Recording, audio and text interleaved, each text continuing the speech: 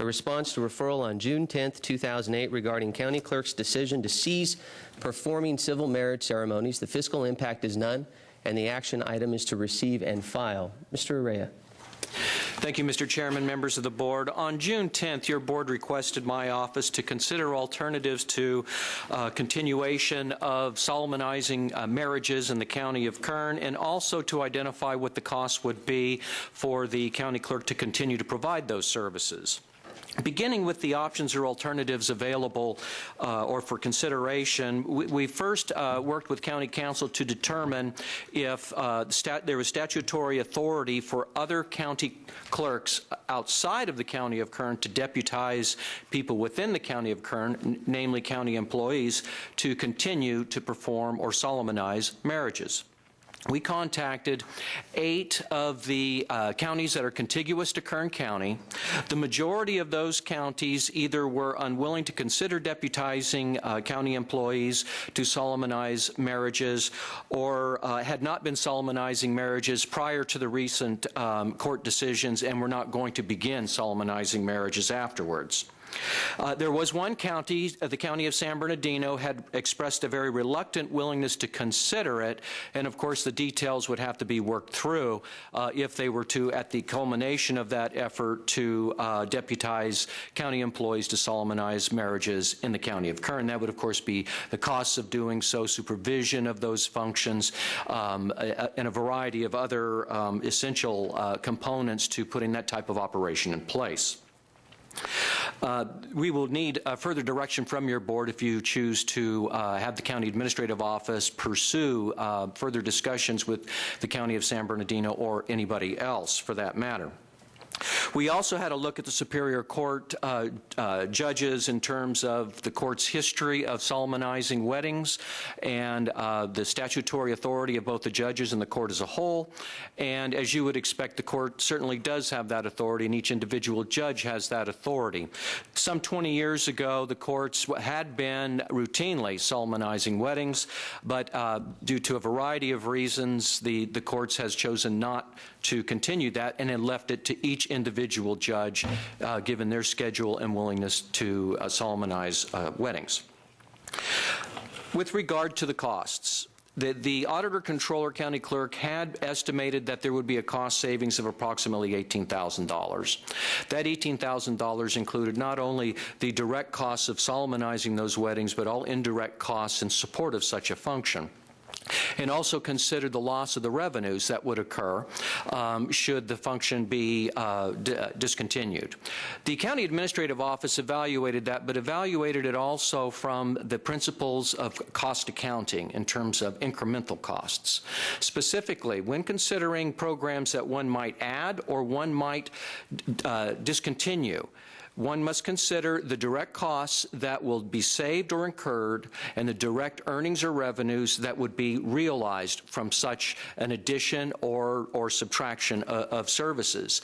Any costs that would remain after discontinuing of a program should not be considered in cost accounting analysis for incremental analysis. And consistent with that approach, what we determined and attached to your report today was an extract or excerpt from the budget step-down plan for the county clerk. And embedded in that are 2 vital components. One is the direct cost of an office services technician dedicated to solemnizing weddings. That was $63,171 per year. Also included in it are the identified revenues over a year's time of solemnizing weddings, which would be approximately $63,000 per year. So from taking an incremental cost accounting approach, it is our view that the amount of money saved from not performing the marriage ceremonies is $171.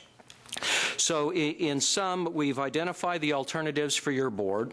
We've also performed cost analysis, and with that, we'd like to ask your board to receive and file this report, and we'd be happy to answer any questions that you may have. Thank you, Mr. Urrea. Any other questions from board members at this time? Seeing none, then I'll open it to the public and see who would like to comment on this particular item. Please come forward. Ann Barnett was elected by the people of this county. She has made a decision. Correct me if I'm wrong, County Council, the ruling only forces the issuing of license by Ann Barnett. So if it only forces her to issue the licenses, then when 80% of the county voters pass Prop 22, why should the county of Kern facilitate and perform homosexual marriages with San Bernardino County's help or other entities' help? That doesn't make sense to me. If the only thing that we're bound to do at this moment is to issue the licenses. Also, table this until after the votes on Proposition 8 in November. Why do anything now along this line?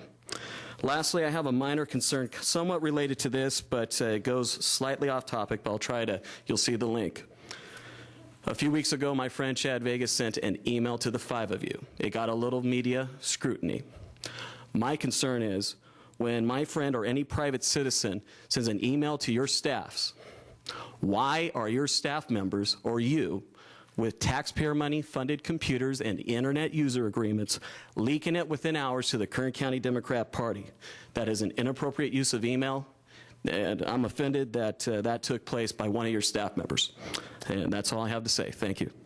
I would like to volunteer to be sworn to officiate marriages, same-sex marriages, 2 days a week, if you would like. I believe in oaths. I believe in the law. I believe in the letter of the law. I believe when you take a position, and that, excuse me, when you do take a position, you take a job, you take an oath. If you do not feel that that oath complies with your beliefs, you either do one of two things.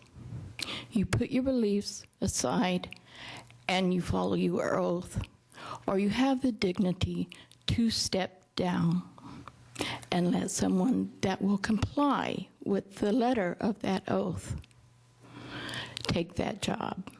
Thank you. The comments of your first speaker, I just want to address. I assume when we send you communication, that becomes public record. It's appropriate, whether it's by email or by mail. Those things become public, is my understanding. And if somebody wants to communicate with you in secret, maybe they should say confidential on the top of the email or whatever. Thank you. Anyone else like to comment on this item? Seeing none, I'll turn to the board. Supervisor Maben.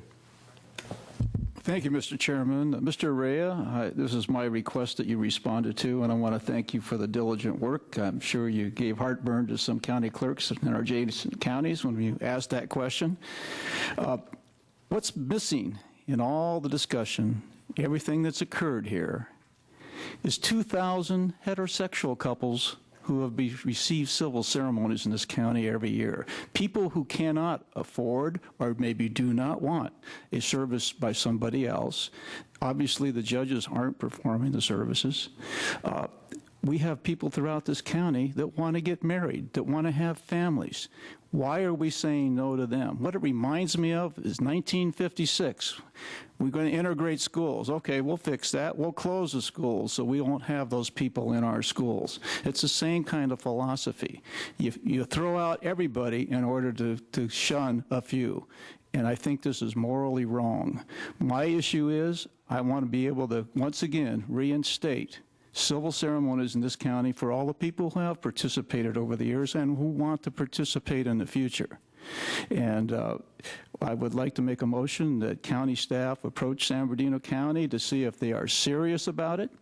And number two, to identify those departments that would be willing to perform ceremonies in the rural areas as they have in the past before this decision by Ann Barnett was made. And lastly, that only volunteers be deputized, no one be forced to do that, and that's my motion.